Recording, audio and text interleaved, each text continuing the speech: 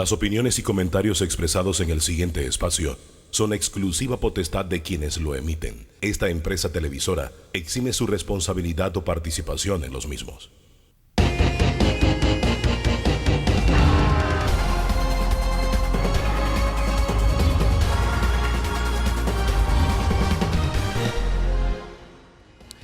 ¿Qué tal? ¿Qué tal? Muy pero muy buen día. Bienvenido, bienvenida a este encuentro dominical con la información, el análisis, la opinión, las diferentes corrientes de pensamiento. Esta es la agenda que hemos preparado para esta fecha. ¿Ser alcalde en Panamá es para servir o para servirse? Hablaremos del tema con Alex Lee de la Asociación de Alcaldes. También es alcalde de Colón, y Ernesto Cedeño, abogado. Cierra la negociación con Minera Panamá. ¿Alcanzamos por fin la victoria o no? Conoceremos detalles del proceso y de los logros con el ministro de Comercio, Ramón Martínez. Cumple 20 años la ley de transparencia. ¿Qué asignaturas hay pendientes en este tema? Olga de Valdía, de Transparencia Internacional, nos acompaña. También cumplimos un año de vacunación en Panamá, un año después.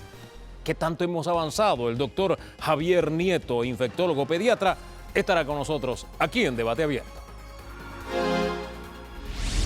Don Danilo Toro, la mesa está servida. Buen día, bienvenido. Buenos días. Parece mentira, don Hugo, pero ha sido una semana de una quietud que me recordó los tiempos de pandemia de los 2 años anteriores. En lo que no hubo quietud fue en la opinión pública, y uno de los temas más debatidos precisamente es con el que comenzamos esta mañana. Los aumentos que se han registrado en algunas alcaldías. Para que usted tenga idea, 10 alcaldes, los 10 alcaldes mejor pagados de Panamá, representan un gasto al erario público de 1.159.416 balboas al año. Hay alcaldes en Panamá que ganan más que el alcalde de Madrid, por ponerle un ejemplo. Vamos a debatir ese tema.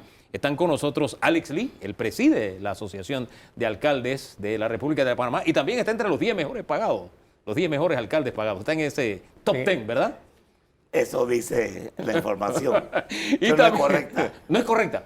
Eso lo vamos a ver más adelante. Y también Ernesto Cedeño, él es abogado y ha emprendido una cruzada en el plano legal respecto a este tema. Buen día a los dos y bienvenidos. ¿Por qué usted dice que esa información no es correcta? No, yo quiero primero darle la oportunidad al licenciado Cedeño. No, es que me he quedado con la duda, porque la información que yo manejo es que usted tiene al mes un ingreso de $10,750. ¿Y cómo se reparte eso? Que todavía yo no lo conozco. ¿No es lo que usted recibe mensualmente? Yo gano $3,500 como alcalde de Colón. Ajá. Más gasto de representación, viáticos y dietas, ¿cuánto da en total? Viáticos no tengo ni un solo centavo. Ajá. ¿Gasto de movilización? Dieta no tengo ni un solo ¿Gasto centavo. de movilización y de representación? De movilización tengo no $5,000. ¿No? Como dice, por eso hay que aclarar información. ¿Cuánto tiene usted de movilización y $3,000. $3,000. ¿Cuánto da en total su ingreso al mes? Disculpe que quiera saberlo, ¿no? Súmelo, 3,000 más 3,000 más 3,500 son 10,500. Bueno, es lo que yo había dicho al principio. No. No es la que está en el Yo dije ingreso. Esos son ingresos. Usted dijo salario. No, dije ingreso. Que no es lo mismo. El gasto de movilización bajo el Código de Trabajo no se considera un salario, porque eso no va para sustentar mi hogar. Dije ingresos y ganan más, fue lo que yo dije. Pero que tenemos que aclarar sí, que el gasto de movilización arrancando de ahí no es un salario. Eso queda claro, don Danilo. Perfecto, sí. O sea, pero de una vez cae la pregunta por gravedad, señor alcalde. Ese gasto de movilización, ¿es adicional a la dotación de conductor, combustible y vehículo que tiene su despacho o no? No, señor. Y lo invito a que participen en la página de ANTAI, donde en el municipio de Colón no hay un solo centavo registrado para ninguno de esos combustible, ni para viático, ni para nada. ¿En qué se invierte el gasto? ¿En qué se gasta esto de la movilización? Los $3,000 que me toca al clic como alcalde. Sí. Yo tengo 15 corregimientos que tengo que visitar y 492 regimientos. Donde ese gasto de movilización yo lo uso como una herramienta de trabajo para atender a las poblaciones. Para darle un ejemplo, don Hugo, ningún alcalde va a hacer una gira para llamarte Arañagatal, que queda en Ciricito, que hay que ir en transporte, hay que ir después en bote y después caminar un ratito. Uno va con su equipo porque uno no puede ir todos los días del año a una comunidad tan distante. Uno va con un equipo. Ese equipo de trabajo, tú tienes que darle alimentación. Entonces usted usa eso para alimentar a su equipo de trabajo. Para todo y eso y para otras cosas. Para darle un ejemplo, la semana pasada nos tocó ir para una comunidad que no tenía agua. El IDAN estaba arreglando el problema de agua. ¿Y qué quedó el IDAN? Paralizado, porque tenía que comprar un collarín. ¿Y cuánto costaba el collarín? $380. Y si yo me iba para el municipio a esperar que la burocracia estatal resolviera ese problema de ese collarín, hubiéramos dejado 15 días a esa comunidad. Entonces usted usa el dinero de movilización en eso. Para herramientas de trabajo. Don Ernesto Cedeño, primero, si usted maneja las mismas cifras que el señor alcalde y el uso de esta herramienta, como él llama, a estos gastos adicionales que se le pagan. Bendiciones Panamá, en Dios hay esperanza. Conforme a la certificación de la Contraloría, el honorable alcalde percibe de ingreso $11.700. Y detallo, yo no vengo con historia, aquí yo vengo con información que me dio la Contraloría. Primero usted percibe una licencia con sueldo de $1.200 de autoridad marítima. Le explico a los ciudadanos de radio. Escucha, usted tómese su cafecito, su desayuno y escuche bien. La ley de descentralización replicó un beneficio, a mi juicio, ruin, que establecía el régimen municipal. ¿Qué ruin? Que establece una licencia con sueldo. Esto quiere decir que si tú eras funcionario y aspiraste a un cargo de alcalde o de representante de corregimiento, el Estado te compensa sin hacer absolutamente nada con el último sueldo que tú tenías al momento de acceder a un cargo público. Es decir, tienes una licencia con sueldo sin hacer nada. En este caso de Alex Lee, conforme usted puede acceder a la contraloría.gov.pa, acceda a transparencia, haga el link, funcionarios electos con licencia con sueldo y te van a ver 172 representantes de corregimiento. Para ir con calma. Y 30 alcaldes con licencia con sueldo. Para ir con calma, don Bien. Ernesto, y dejar las cuentas claras, porque Cuentas a veces, claras. wow, a esta Y el hora hay chocolate gente, espeso. y el chocolate espeso. Así es. Según el alcalde, él recibe 10.500. No recibe. La información que yo tenía era que recibía 11.700. Le 10.700. explico. Usted dice que son Les 11.700. explico. La licencia con sueldo que recibe el honorable alcalde, usted lo puede buscar, está $1.200 y hay una lista de 30 alcaldes con licencia con sueldo y 172 representantes de corregimiento. Ese es un billete grueso, licencia con sueldo. Adicional, lo que me certificó la Contraloría, por ejemplo, los municipios donde se percibe más en gasto de movilización, Arreján, La Chorrera, Panamá, Colón 5.000 y San Miguelito 4.000. En Colón hay un problema, una diferencia, y él lo dijo bien, no recibe 5.000. Aquí está la certificación que me dio la Contraloría. Y esa certificación oficial se la ha dado como elemento de convicción a la Procuraduría y hay un diferente entre entonces lo que hay, la labor de la Procuraduría y el Contralor. Y me dice la Contraloría, el gasto de movilización del señor alcalde es 3.500, no 3.000. Él también recibe un gasto de representación de 3.500. Un gasto de movilización de 3.500, un gasto de representación de 3.500, un salario de 3.500, eso da 10.700, más 1.200, 11.700, más dieta que no sé, 250. Ajá. Eso es cuando usted va al Consejo Provincial. Yo tengo que manifestar lo siguiente. No, disculpe, antes de las consideraciones, 11.700. es que no estamos hablando de la misma cifra. 11.700. No estamos hablando del mismo Sí. criterio. Él está hablando de De los 3.500 ingresos. según la certificación de De la Contraloría. Contraloría. Usted dice 3.000. Usted dice que no recibe Todo- dieta, ¿a qué está poniendo dieta? Y adicional, Estas son las está la certificaciones de licencia la sin Contraloría. sueldo. $11.700 van a parar. 11.700 según la Contraloría, lo que Exacto, percibe el según señor Contraloría. alcalde. La licencia con sueldo, que vamos a tocarla, es una ley. No, pero ¿es eso o no es Es eso? una ley. ¿Son que se 11.700 o no? Pero es que tenemos que primero velar si estamos haciendo algo ilegal. No, pero primero, vamos a lo legal La licencia ahorita. con sueldo son legales. Vamos a hablar de eso, señor alcalde. Vamos a ir a No, eso. pero un momentito. pero la cuantía, quiero definirla. Es que la cuantía, vuelvo y reitero, arrancamos de la diferencia de criterio entre yo y el respetado licenciado. No, la Cedeño. Contraloría, esto es la Contraloría. No, la Contraloría no dice que Alecli tiene 3.500 de salario en gasto de movilización. Aquí tengo la Porque cifra. reitero que el gasto de movilización no es el salario del señor alcalde de No Colón. estamos hablando de ingresos, ¿no? No, De salario, ya ingresos, superamos de eso. ingresos. Pero que entonces súmenme también los ingresos del municipio, pues.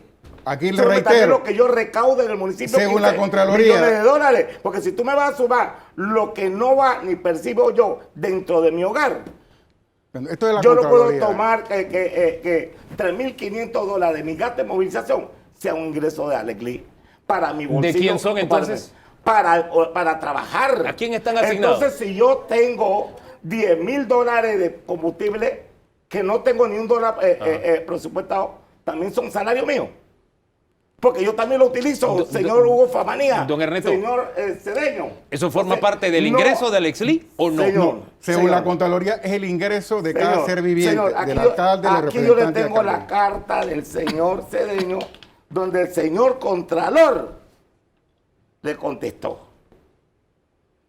Y el señor Contralor nunca dijo que los 3.500 dólares de gasto de movilización son salarios. No, Aquí en antes el respetado Hugo Famanía no dijo que le cuestan al erario público. ¿Usted sabe quién le paga a los alcaldes? bueno, yo tengo que manifestar. Hablé de los licenciado ingresos. Cedeño, dame una pregunta rapidito. Mira, no, ¿Usted no, sabe no, quién no, le paga los salarios? ¿Quién le paga a los alcaldes? ¿Usted sabe? Nosotros, los contribuyentes. ¿A usted sabe? ¿Usted le paga al alcalde de Colón? Yo le pago a las autoridades del país, a los servidores públicos. Ah, bueno, a mí Sí. no me paga el gobierno nacional. ¿No? Para que empecemos a ¿Quién le aclarar paga? esto. ¿Quién le paga a Usted no usted? está en El la- municipio de Colón. Usted no está Si yo no recaudo, yo no puedo cobrar. Pero y ese es el caso de los 81 municipios de este país. ¿El municipio de Colón no recibe ingresos de la ley de descentralización? Para proyectos, que es lo que tenemos confundido. Para proyectos. De descentralización yo quiero hablar más adelante. Ah, bueno, vamos a empezar. Sí, porque lo que estamos diciendo, verdades a medias. Sí. Ahora- Primero, que el gasto de movilización no es un salario de un funcionario. No, ya eso quedó y eso claro. lo tipifica el Código de Trabajo. Para arrancar por ahí, ya me elimina 3.500 dólares. Los 1.200 dólares de salario que tengo en la autoridad marítima y que tienen 30 alcaldes, como dijo el licenciado Cedeño, ¿y cuántos representantes? 172. 172 representantes. Eso lo permite la ley. Nosotros no estamos haciendo nada contra el contexto de la ley. Nada de lo que se está Nosotros haciendo es estamos ilegal. Usted es abogado. No, es ilegal, licenciado. Bueno, sí, Sí, adelante. deberías traer un cafecito para el apreciado alcalde para tranquilizarlo. Yo estoy de acuerdo en No, el. yo estoy relajado, licenciado. No, yo creo que Mire. usted me contesta. ¿Es ilegal la licencia con sueldo, licenciado? Dos puntos. Primero, yo no puedo decir que es ilegal la licencia con sueldo porque lo permite la ley de descentralización. Entonces, ¿por qué Eso lo tengo tocamos que ese tema manifestar. aquí? Al funcionario público nada más nos permite hacer lo que la ley dice. Sí, es un punto. ¿Es ilegal la licencia con sueldo, señor licenciado Cedeño? No puede ser ilegal porque lo dice la Entonces, ley de ¿por qué usted la está descentralización. cuestionando? No, pero es algo inmoral. No. Mira, ese es Inmoral algo para inmoral. usted. Que tú no puedes Yo puedo recibir decirle que licencia también con que en ejercicio sueldo. de su profesión, usted es inmoral en cobrarle a algunos clientes suyos demasiado dinero.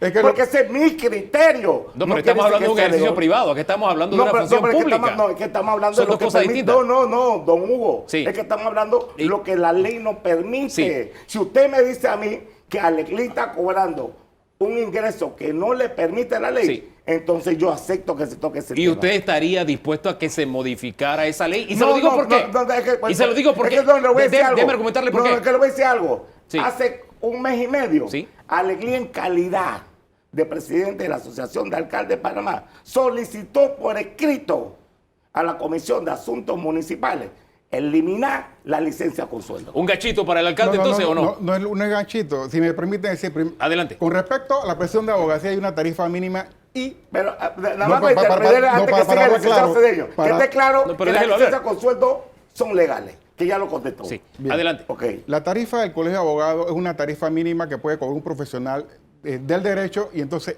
el ciudadano está en la potestad de escoger a qué abogado. El abogado, una tarifa mínima, pero no hay cielo. Eso es porque usted habló de la tarifa de abogado. Con respecto Igual a que lo licencia que con dicen sueldo, los eso es una inmoralidad. Sinceramente, en un momento se podría lucubrar de que los sueldos eran pocos.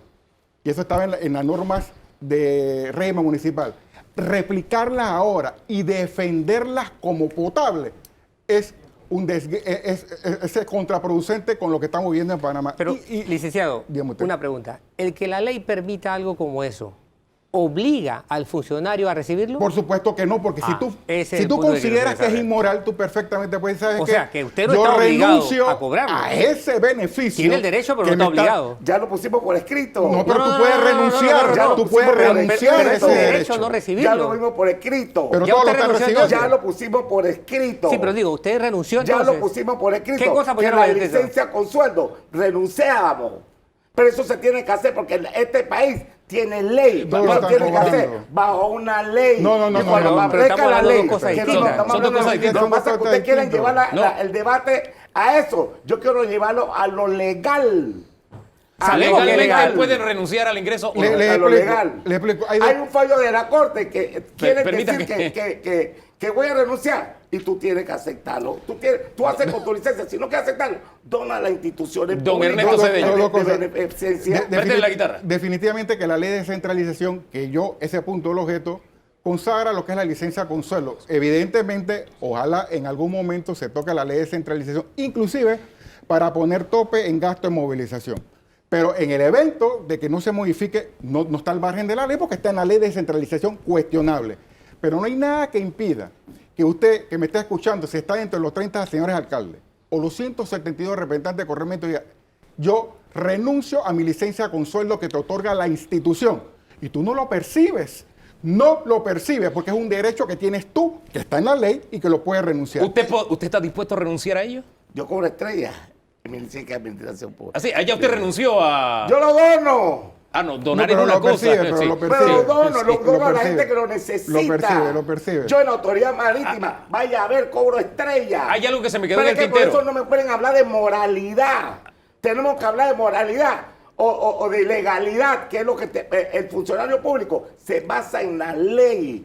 Nosotros no estamos haciendo nada. Y con todo eso, no estamos gobernando, don Hugo, a espalda del pueblo. Le estamos haciendo que la licencia con solo traiga una incomodidad. Y nosotros formalmente, como nos dice como funcionario público, renunciamos a eso para que la ley lo plasme. Los Que la gastos de licencia con sueldo Sí, ese es un no punto. son un tema. sí. Hay un proyecto que se presentó en la Asamblea ya hace mucho tiempo para que esto pase Mire, a ser ya, parte de la mire, historia ya- y todavía no se ha aprobado. ya Ni siquiera se ha pero el debatido. debate. Bueno, Bueno, ya no, salimos se ha- de- se ha quedado ahí. Discúlpeme, hay algo que se me quedó en el tintero y fue la primera explicación que dio. Que los gastos de movilización, ese dinero que él recibe lo usa, bueno, para arreglar un problema que hubo en estos días con un collarín, qué sé Para yo, trabajar. para pagarle el Trabajar. alimento a quienes lo acompañan. Él usa como una Trabajar, herramienta. el combustible, Permítame preguntar. la alimentación, todo. Permítame preguntar, como una herramienta de trabajo. ¿Ese es el uso que se le debe dar a este dinero? Mira, yo quiero exhortar con mucho respeto al Contralor General de la República, que ahorita mismo tiene un diferendo, y ha sido bien descortés con esta respuesta que dio al Procurador de la Administración sobre qué es lo que tiene que haber en esto de gasto de movilización. Definitivamente que, y él me manifiesta, lógicamente, la ley de descentralización sí permite que se establezcan gastos de movilización. Pero usted que me está escuchando, señor Contralor, no hay nada que impide, conforme al artículo 280 de la Constitución y la ley orgánica del 84, usted puede impedir, como existió una circular de vieja data, refrendar gasto de movilización en aquellos municipios y juntas comunales en donde hay vehículos y choferes asignados. Permítame, don Ernesto, es que yo le hice otra pregunta. No fue esa, porque esa es una función que puede hacer el Contralor, es cierto. La pregunta es, ese gasto de movilización, a mí la lógica me dice, esto es para gasolina, no sé, alquilar un carro, lo que sea, movilizarte. Pero él me dice que lo usa como herramienta de trabajo. Ese es el uso, comprar, qué sé yo, artículos para que el IDAN de pronto no puede suministrar, para pagarle comida a quienes lo acompañan a trabar, etcétera. ¿Ese es el uso? Es que yo te estaba hablando de la No, génesis. yo digo, lo que pasa es que usted- ¿Ese es el uso No, legalmente? pero es que yo no dije lo que usted está diciendo. Yo dije claramente que esa es una de las cosas que se puede usar. Pero lógico, si voy con mi equipo y Claro. no tengo vehículo, tengo que echarle combustible. Por eso tengo que- que tener alimentación. Es que tengo que tener todo lo demás. Y le voy a, porque aquí tengo la carta fechada 4 de enero del 2022, donde Sí. Ahora, Marina Eugenia López Maestrada, presidente de la Corte Sí. Suprema de Justicia, le contesta al señor Rigoberto González Montenegro que no puede investigar le volvemos a decir Que él puede investigar. Que él no puede, aquí la tengo. Que él puede, oiga, como aquí la puede. Que él puede. Yo leí otra cosa. Porque Déjeme ver la facultad carta. de- Deme la carta acá. No, Deme la pero carta. eso no es lo que Se dijo. voy a dar. Deme la No, carta. pero eso no es lo que dijo. Vamos a la pausa Vigilar. mientras leo la Vamos, carta sí, y así regresamos es. en Eso no es lo que dijo segundos. ella, oiga. Regresamos Eso no en es lo que breve. dijo Estamos ella. aquí en Debate Abierto. No, Eso lo pero digo leo. yo. Ahí está la carta.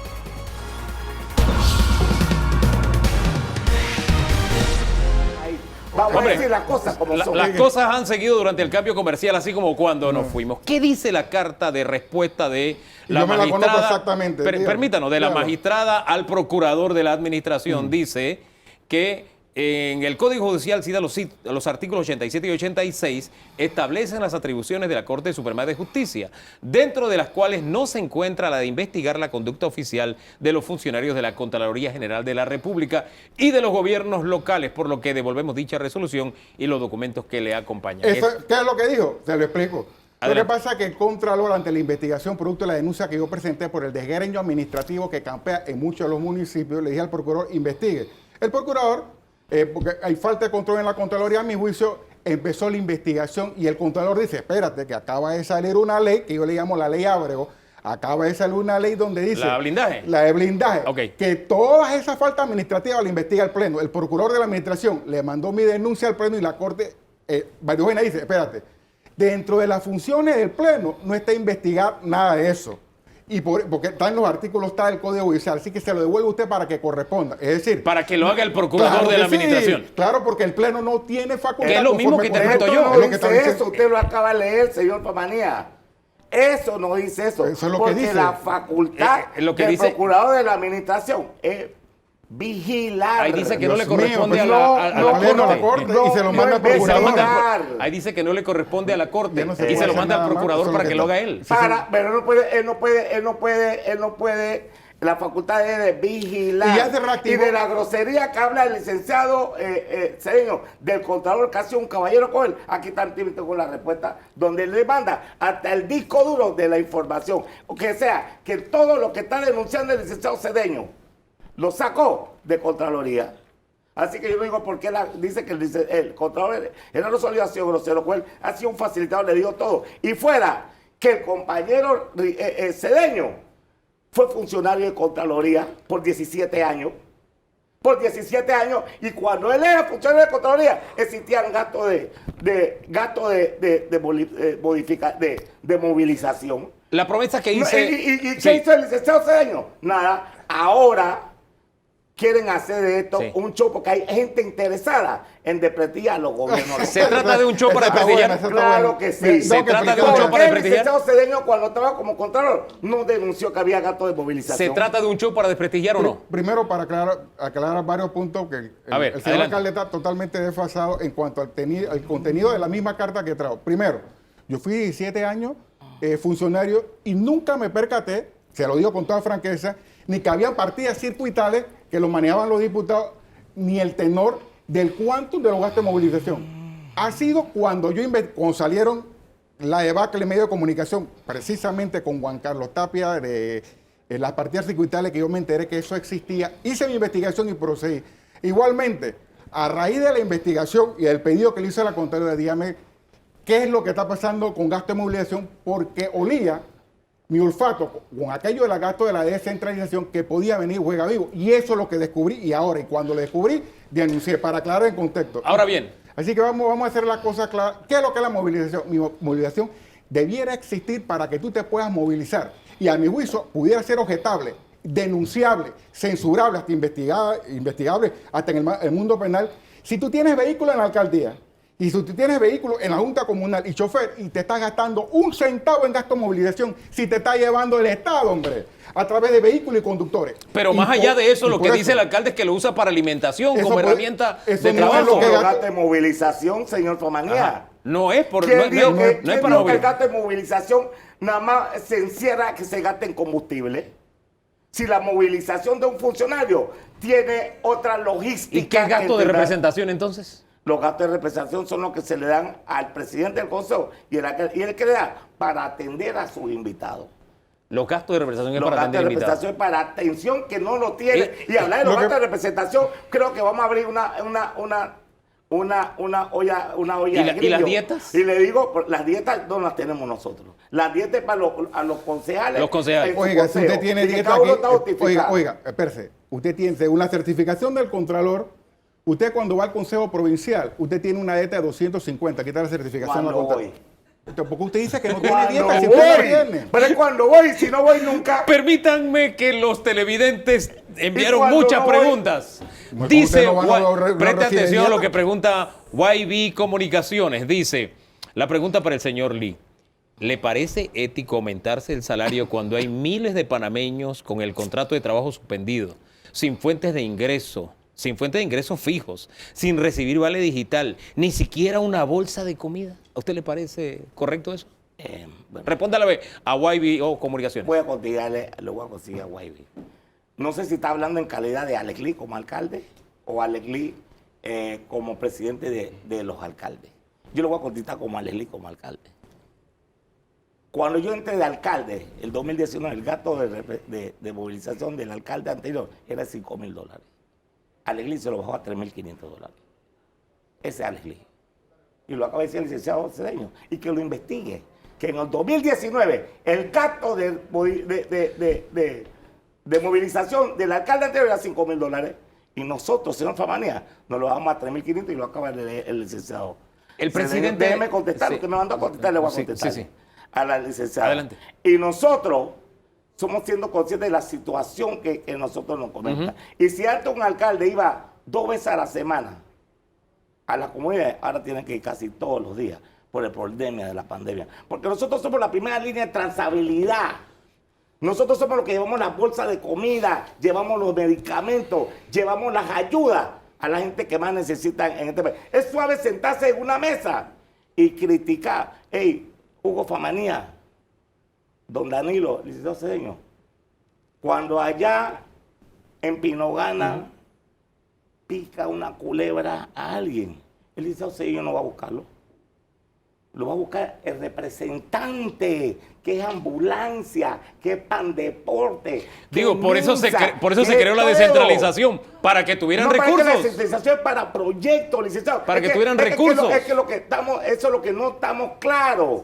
Es que el tema de descentralización es para hacer proyectos y el tema de funcionamiento es otro. Entonces, los dineros de la movilización, por eso lo aclaré, no salen de la descentralización. Es que Que el tema... es que eso es lo que tenemos que aclararle a la gente. La movilización La no pagan- tiene que ver nada con la descentralización. La pagan los ciudadanos del distrito. Mira, pero eso es un absurdo, $5,000 de movilización. Movilización del verbo movilizar. Olvídate de clientelismo, de No, la hamburguesa, clientelismo, para movilizar. es más, Si es tú que tienes el vehículo y tienes conductor, el es criterio un de absurdo que tú clientelismo. tengas gasto de movilización. El criterio de clientelismo es que según con el cristal que tú lo miras, porque para usted es clientelismo, pero para el que se salva de culebra, de picar de culebra, el salvarle la vida. ¿Cuántos picados de culebra ha La tenido usted que vida. salvarle la No, vida con vaya su a gasto de los hospitales, movilización? Vaya a los hospitales. Ahora, no solo vaya a los señor hospitales, alcalde, vaya ahora, cuántas sillas de ruedas regalan en los este segundo alcaldes. segmento queremos ¿Cuántos ponerle a los seguimos trabajando? televidentes? Lo que pasa es que Sí. tenemos que ver, Sí. y lo que se tiene que medir,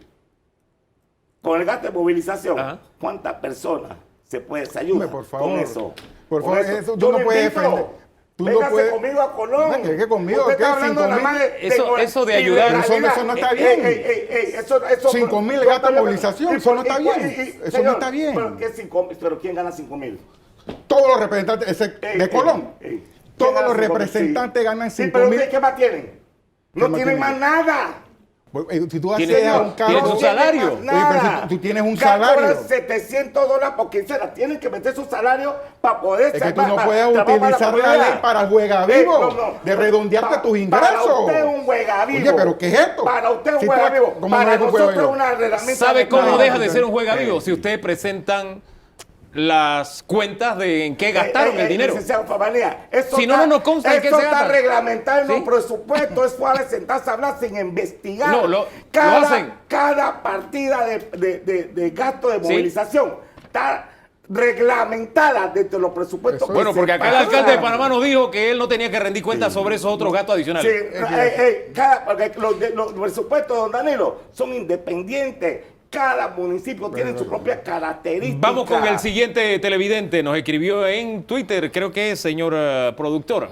A ver, Vamos a ver, este televidente lo hace en Instagram y dice, Diana Mora, los colonenses queremos saber cuánto es el presupuesto para el 2022 del municipio de Colón y qué obra van a realizar con los fondos de la descentralización, porque al parecer los ingresos son para planillas y no para obras como debe ser. Bueno, la señora Diana Mora, que es colonense, le doy un fraternal. Diana Mora. Sí, le doy un fraternal abrazo y saludo.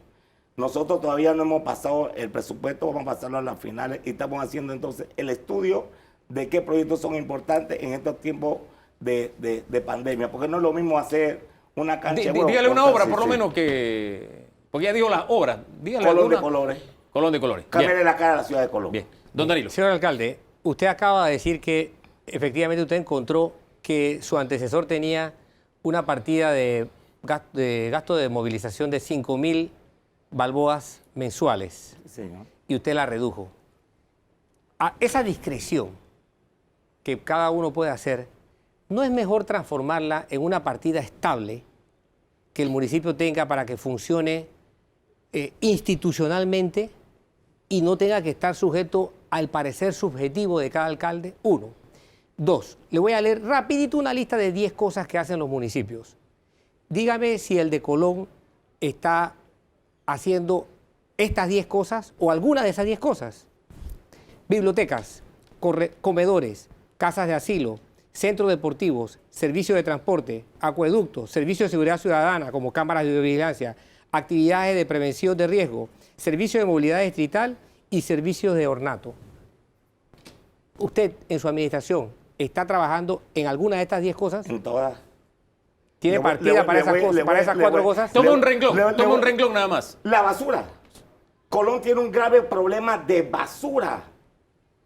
Eso está concesionado, ¿no? No, eso está concesionado. Y tenemos ahora mismo un estudio donde vamos a solicitar la cancelación de esa concesión por el mal servicio que están dando. Pero nosotros, en aras de mejorar esa recolección de la basura y que se haga una buena disposición, estamos creando la policía de la basura. Que eso va a agarrar de cámara de biovigilancia, que acabamos de firmar el contrato que nos acaba de refrendar con Cabelan Weiler, donde nos van a poner cámara de biovigilancia para darle seguimiento a la colonense de cómo disponen de su basura. Señor Cedeño. Mire, yo sí quiero, con el que hable de Colón, usted que me está escuchando, colonense, usted ve viable dentro del marco de la pulcritud y del amor al semejante, que todos los representantes de corregimiento, todos de Colón, todos, aquí tengo la certificación, excepto 2, reciben salario de 2.000, que todos lo reciben, y gasto de movilización de 7.000. Gana lo mismo que un ministro y más. Dijo que $700. No, 700, tengo la certificación. Aquí está la certificación. Todos 2.005. Oye, aquí está la certificación. Señores, todos los no pagan seguro social, y excepto, no pagan impuestos sobre la renta, no pagan todo lo demás. Pero es que yo estoy diciendo lo que acaba de decir Famanía. Ellos ganan $2.000 salario y le quedan $742 por quincena. Yo no estoy falseando. O eso es mentira. Pero yo estoy hablando, escúchame, colonense, que me deje hablar el distinguido, si puede, ¿no? Estos señores, todos los representantes tienen 5.000 gastos de movilización y 2.000, 7.000, excepto 2 que no tienen 5.000 de gasto de representación, tienen 3.500 porque se pusieron la frijolera al consejo de gasto de representación de 7.000. Y sencillo, por supuesto. ¿Usted cree que hay muchos de Colón, como muchos panameños, que se están comiendo un cable y otro ni cable tiene para comer? Que estos representantes ganan más que un ministro de Estado, más la dieta. Igualmente, algunos, el honorable alcalde, tiene ingresos de 11.700. Está viviendo. El hombre está viviendo, como muchos representantes de corregimiento, en medio de la pandemia. En medio, mire, que nosotros estamos en plano de subsistencia. Entonces yo creo que es bueno que en estos momentos, además de los diputados que vean la luz y que modifiquen la ley de descentralización, y los honorables alcaldes y representantes, que renuncien a ese ingreso y digan, señores de las diferentes instituciones, yo no quiero que tú me pagues más licencia con sueldo. Quédate con ese dinero, inviértelo, que es suficiente. Bueno, ya él dijo que él recibe estrellitas, que él lo dona. No, pero es que la licencia con sueldo ya hicimos la solicitud, que nos la quitaran. Ya la hicimos y ahora se tiene que hacer. Antes de eso ya se había presentado un proyecto. Y para contestarle, vuelvo y le reitero, el gasto de movilización no es un salario. No diga que uno lo recibe. Yo estoy hablando de ingresos. Oye, tú no recibes un billete. No, eso no es ingreso. ¿Y ese gasto de movilización lo recibe usted? Trabajar. Ay, Dios mío. Eso es para trabajar. Recibes el billete de gasto de movilización. trabajo. Y los gastos de representación y no lo sustenta. Los gastos de representación. Y usted no sustenta nada, los señor gastos de alcalde. representación lo tienen los ministros, Señor lo tienen alcalde, los viceministros, usted no representa- lo no tienen presenta- los funcionarios del canal. Ah, no, pero como usted está haciendo un mandado para los oligarcas de este país Imagínese usted. que quieren apoderarse del Mira, catastro de nuestro municipio. Por eso están eso. Aquí Y cosas que muy los oligarcas. Usted está haciendo, importantes. usted está haciendo los mandado. oligarcas. Está Usted- haciendo mandado. ¿A quién le está haciendo Está mandado mandado usted? Públicamente. ¿Y sabe por qué? Porque usted no Dígame. habla de la educación. Imagínese. Que tener a los niños en la escuela privada, nadie puede. Que los útiles escolares tienen un precio que ya el pobre Ese- no puede comprarlo. Y eso se Está soluciona desangrando. teniendo gastos de representación, Claro, movilización oiga. Esto para se soluciona alcaldes y peleando entre representantes de todos los corregimiento. panameños. ¿Usted cree que eso es más importante hablar de eso que hablar que gane un representante? Eso lo hemos debatido Señor aquí, alcalde, pero no tiene que señor ver alcalde, uno con por eso otro. por eso le pregunté, en un municipio como el de Colón, por ejemplo, ¿cuántos comedores infantiles hay? ¿Cuánto atiendo yo? El municipio, ¿cuánto el presupuesto del Nosotros municipio? tenemos, todos los corregimientos tenemos comedor. Yo tengo uno en la Junta Comunal de Barrio Sur, tengo uno en Calle 12 y... ¿Pero eso es discrecional suyo o eso es del municipio eso de del Colón? municipio. Del municipio Uno de en la Colón. Junta Comunal de Barrio Norte y así es que hay comedores. Yo le invito, vamos a Colón y vamos a ver nuestra realidad. Señor Cedeño. Es fácil decir que esto de nosotros. No, señor. Nosotros no hacemos nada que la ley no lo permite y el presupuesto no lo permite. Eso me permite El o me gasto da de pie. movilización no es un salario, no se lo suben porque están No es- haciendo un cálculo irracional de lo que nosotros No es un salario, ya eso lo no superamos. es para mi casa. No es ingreso. Bien. No, eso no es un ingreso. Bien. Porque no está catalogado un ingreso, no, un salario. Un salario. Señor Cedeño, pregunta JJ Quintero. ¿Cuáles son las herramientas jurídicas con que dispone el pueblo para forzar, y hago énfasis en forzar, para forzar una corrección e imponer límites y controles en los gobiernos locales, municipios, juntas comunales y demás? Primero, la veeduría ciudadana. Yo creo que a raíz de la repulsa ciudadana, del billetón que se están llevando muchos representantes de corregimiento y alcaldes, en otros no se ponen gasto de movilización tan alto, otros ni siquiera gasto de movilización, porque conforme la norma, no se te exige que ningún alcalde y representante presente la factura de rendición de cuentas.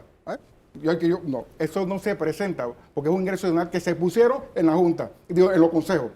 Entonces, primero, la veeduría ciudadana para forzar realmente a las personas electas que rindan cuenta. Dos, presionar, claro que sí, y vemos que por lo menos la Contraloría lanzó un comunicado que dice que va a tratar de analizar la palabra que dice evaluar los salarios, gastos y representación y movilización.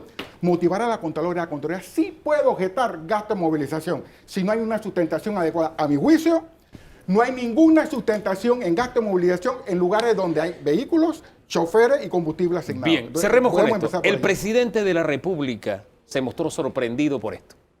Y él dice, óyeme, mínimamente tienen que equipararse a mis ingresos.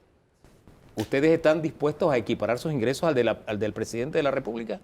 Nosotros estamos dispuestos a todo lo que tiene. Él gana hacer. más que el presidente de la Gana, República, el señor alcalde Aleli. Yo pienso que es otra utopía. Usted gana Al presidente ingresos de la 11.000. República, el Estado panameño le da casa, gasolina, carro, le da todo. Eso, y pues entonces pónselo en el salario del presidente. El presidente vive en su casa. En la presidencia no se tienen todos esos gastos. Entonces pónselo de ingreso al presidente. ¿Tú quieres Ah, que, ponerlo al presidente? que se lo suban al presidente. No, Ustedes no porque bajan. eso es lo que dice. Lo que No, dice yo le el señor pregunto. Cedeño. No, eso es lo que Ustedes dice la van a Contraloría, seguir- eso es lo que percibe. Eso es lo que No, usted. eso es lo que Porque percibe usted usted. como abogado sabe perfectamente que el gasto de movilización no es un salario. El presidente de la ya superamos República. esa etapa. No, gasto- pero El usted ingreso, decirlo. usted tiene un No, ingreso eso de usted 11.700. Eso es falso. Señor Usted Lee, tiene ¿cómo se el le cree que siempre presidente se tiró le la cree línea. Ah. El presidente tiró la línea. Equiparen salarios e ingresos Pero al es que mío. nosotros todos ¿Ustedes lo van a hacer? Todo el mundo tiene salario. Todo el mundo tiene salario. Él habló de Y ingresos. todo, hermano, el salario es de $2,000 para los representantes. No lo van a hacer. Yo necesito. No, No se van a equiparar. Yo voy a terminar. ¿Ya vamos a terminar el Sí, programa? sí. Ah, bueno, yo lo voy a terminar. ¿Se van a equiparar al con presidente o no? esto, yo voy a terminar con esto, mira. Los gastos de movilización tienen que estar claros que no son salarios. Sí, ya eso lo dijo al No se principio. paga- bueno, porque tenemos que aclararlo. Porque están diciendo verdades. No, es que son la pregunta mentiras. no es esa. Bueno, ¿Van a que tú me estás equipararse dejando que yo termine. con el presidente Yo voy o no? a terminar diciendo lo que te voy a decir. Que el dinero de descentralización no es para eso. Que el gasto de movilización no es un salario. y que nosotros no estamos gobernando, don Hugo, de espalda al pueblo. El pueblo dio la licencia. Nosotros fuimos elegantemente en calidad de presidente y los alcaldes de este país y presentamos que nos quiten la licencia. Bien, ya hay un proyecto de ley sobre ese tema, Dios quiera que avance. De la movilización. Hoy Sí. nos reunimos con el Contralor de la República y nosotros pusimos a disposición de que suspendan los gastos de movilización hasta que se haga una investigación de cada uno y se justifique cada dólar Bien, que se le entregue. suspendido los gastos de movilización, Nosotros o es lo que tendríamos están puesto, pidiendo. porque el que Sí. no la debe no la Ajá. teme. ¿Se van a equiparar al presidente o no? ¿Sí o no? Yo gano menos que el presidente, yo gano 3.500. Tiene ingresos de 11.700 según la Contraloría de ustedes. No, pero Vamos a eso, una pausa, nosotros vamos a una no pausa y ganamos regresamos en segundos. 3.500 Tenemos dólares. que hablar sobre la negociación del gobierno de Panamá, del Estado de Panamá, el Estado panameño con la minera Panamá. Disculpen el enredo. El Estado panameño con Minera Panamá tuvo su desenlace esta semana. Vamos a conocer en detalle cómo fue que avanzó esta negociación, cómo llegamos al punto de ultimátum. También el aspecto económico, muy en detalle, qué va a pasar de aquí en adelante. Todo eso en segundos con el ministro de Comercio e Industrias aquí en Debate Y saludo a Abierto. los oligarcas que no conozco. Saludos. No, usted sabe que sí.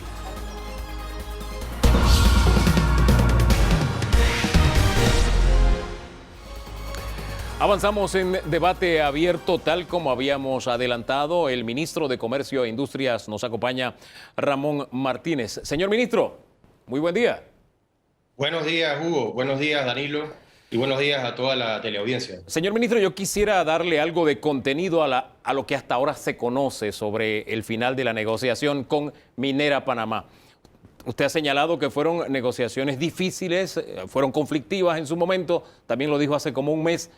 ¿Qué significa eso? ¿Qué tan conflictivo fue? ¿Dónde estuvieron las dificultades en esta negociación, señor ministro?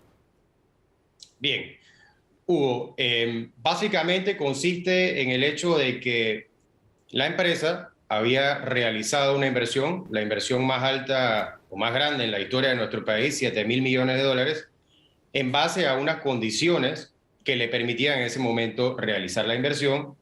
Digamos que la empresa tenía algunas proyecciones financieras y ciertos temas que cumplir en virtud de los financiamientos que habían obtenido. Eso le pone a la empresa un estrés muy grande de cambiar esas condiciones. Y nosotros entendemos perfectamente la situación. Parte de nuestro trabajo es atraer inversión extranjera directa, pero también el caso es muy particular. Es un caso que se refiere a nuestros recursos minerales que no son renovables, que es un recurso que le pertenece a todos los panameños y que las condiciones en las cuales se estaba operando la mina, sobre todo en lo que respecta al beneficio económico que recibía nuestro país por esa extracción y explotación de los recursos minerales, hacía necesario que el gobierno tuviese que tomar una posición dura, firme, de exigir mejores condiciones. Vamos a ponerle punto y coma a esto. ¿Cuál fue la propuesta inicial de la empresa? ¿Cuál fue la propuesta inicial del gobierno de esta puja y repuja que llegó a la conclusión esta semana? Mira, el equipo del gobierno nacional que nombró el presidente Laurentino Cortizo se preparó muy bien. Yo pienso que esa fue parte de la estrategia de lograr conseguir el resultado.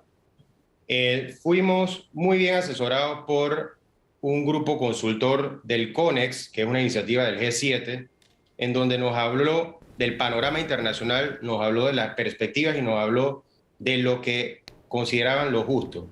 Tomamos los parámetros más altos posibles que un país que inicia de cero en una concesión pudiera exigirle a una empresa. ¿Y cuál era ese punto más el alto, otro- señor ministro? ¿A qué aspirábamos? ¿Cuál fue nuestra posición más alta, Es ministro? básicamente lo mismo, en el sentido de regalías por ganancia, el pago de impuestos sobre la renta Sí. y la eliminación de exoneraciones. Sin embargo, pues siempre en una negociación hay un pequeño margen que jugar. El problema es que del lado de la compañía minera Panamá, pues como te expliqué en un principio, y en virtud de que la inversión la habían realizado con unas condiciones, para ellos era muy difícil moverse. Al final, bueno, tuviste que la negociación empezó el 1 de septiembre, fue una negociación transparente. El 10 de septiembre se anunció los avances en temas ambientales, el 27 de septiembre los avances en temas laborales y comenzó en octubre la negociación de los aspectos económicos y ya para la semana del 14 no había avance en ese sentido y eso es lo que obligó al equipo panameño a tomar una decisión difícil, una decisión que muchos cuestionaron desde el punto de vista de una movida muy drástica. Era una medida drástica en una negociación, decir ultimátum, o lo tomas o lo dejas. Y el presidente incluso habló de que había un plan B. ¿Qué plan B pudo haber existido, señor ministro? Mira, desde el día 1, el 1 de septiembre, que se instaló la mesa de negociación y donde hubo una conferencia de prensa con preguntas y respuestas en donde parte de las preguntas era ¿qué sucede si no se llega a un acuerdo con Minera Panamá? Y desde ese día nosotros indicamos que le estábamos dando prioridad a la empresa que había realizado la inversión, pero si no llegaba a un acuerdo justo con el gobierno, íbamos a abrir a otras empresas a que tuvieran a bien tomar nuestras condiciones y seguir adelante con la operación. Y disculpe, Entonces, ¿ya había empresas haciendo fila o no? Nosotros fuimos muy responsables y actuamos en buena fe. Nosotros no hablamos con ninguna otra empresa, siempre que nos mantuvimos en la mesa con Minera Panamá S.A. Sin embargo, el yacimiento de Panamá es interesante, es de los 12, 15 más grandes del mundo, en un momento en donde el cobre tiene un valor muy alto. Así es que nosotros nos mantuvimos con buena fe en la negociación. Al final debo decir y debo reconocer que la empresa hizo un esfuerzo grande y es una operación exitosa, es una operación que mueve la economía de Panamá de forma importante y que genera miles de plazas de empleo y estamos contentos de que la negociación haya llegado a su final. Sí, yo con quiero estos desgranar beneficios para nuestro país. Yo quiero desgranar lo que hemos logrado, pero no sé si en los antecedentes hay alguna pregunta que usted quiera hacer, don Danilo. No, los antecedentes no. Hay un aspecto. A ver, dele. Tengo adelante. 3 preguntitas. Voy a hacer el antecedente de esta. Cuando digo que se habían buscado referencia internacional, tengo esto en perspectiva, ¿no? 25% de impuestos sobre la renta y 12% en un rango que va de 12 a 16% en regalías. Si uno suma eso, da entre 37 y 41%, que es exactamente el rango del impuesto de minería que en muchos países de la región de América se cobra a las empresas. Es decir, Panamá está dentro de ese rango de lo óptimo que se está cobrando de impuestos. ¿Cuál es la ventaja de haberlo separado en impuestos sobre la renta y regalía? Bueno, Danilo, has realmente llegado a un punto muy interesante. Lo que nosotros queríamos con la consultoría internacional era acercarnos a regímenes fiscales mineros de países que tienen una historia o una trayectoria importante y reputación en este campo. Recuerda que Panamá es nuevo en esto y básicamente nosotros teníamos que rápidamente encontrar cuál era la fórmula justa. Muchos de estos países, particularmente Chile y Perú, tienen, y muchos otros que nosotros estuvimos analizando, tienen un esquema de regalía y tienen un esquema de impuestos sobre la renta. ¿Por qué? Porque la regalía es un cobro adicional.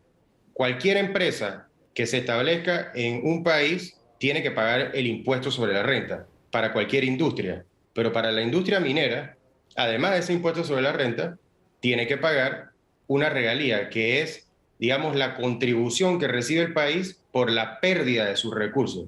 Entonces, es por eso que se tiene un cobro de regalía y se tiene también un cobro de impuestos sobre la renta. Ahora, ministro, la progresión de ingresos que podría tener Panamá, ¿cuál sería y desde cuándo? Porque todavía falta que se firme el contrato, se redacte el contrato, se firme el contrato, vaya a la asamblea, etcétera. ¿cuándo comienza a regir? ¿Es retroactivo? Ubíquenos en ese plano, por favor. Sí. El esquema fiscal va a aplicar para todo el año 2022. Así es que desde este año nosotros podemos ver un incremento importante en las ganancias o los beneficios económicos que recibe nuestro país. Por eso indicábamos al momento de hacer la presentación que se proyecta que este año 2022 el país reciba arriba de 400 millones de dólares. ¿Por qué? Porque estamos considerando un precio del cobre alrededor de los $4.35, y eso nos daría lugar a que, aplicando el esquema de regalías y aplicando los impuestos sobre la renta y las retenciones a los otros impuestos o pagos que se hacen, nosotros deberíamos recibir este año arriba de 400 millones de dólares. Ahora, hay proyecciones que dicen que el cobre va a seguir subiendo en los próximos 8 años.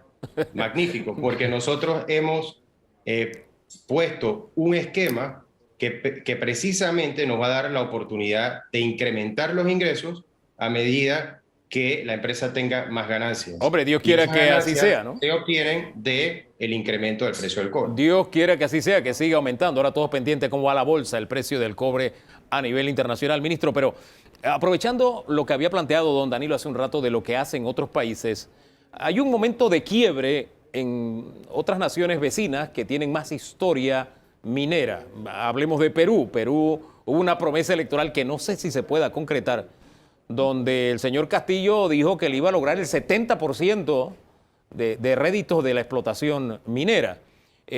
Chile anda en otro tanto con el recién electo presidente. ¿Qué tan a tono está lo que logramos con lo que aspiran otros países que ya nos llevan la delantera en esta materia?